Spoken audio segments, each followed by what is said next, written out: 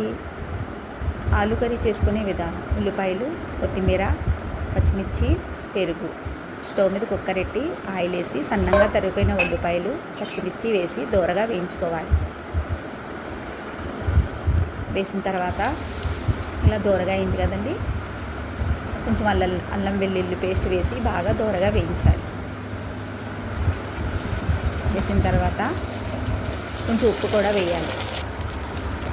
వేసి బాగా వేపాలి. వేపిన తర్వాత ఆలు ముక్కలు వేసి ఇవి కూడా బాగా మగ్గనివ్వాలి. బాగా మగ్గిన తర్వాత పెరుగు, పసుపు వేసి బాగా వేపాలి. ఇలా బాగా మగ్గిన తర్వాత ధనియాల పొడి కొంచెంసేపు మగ్గనివ్వాలి, పచ్చివాసన పోయినంత వరకు, ఇలా కలర్ వచ్చిన వరకు. కొంచెం కారం, కొత్తిమీర తురుము, గరం మసాలా పొడి అన్నీ వేసి సరిపడంత నీళ్ళు వేసి కుక్కర్ పెట్టడమే అండి.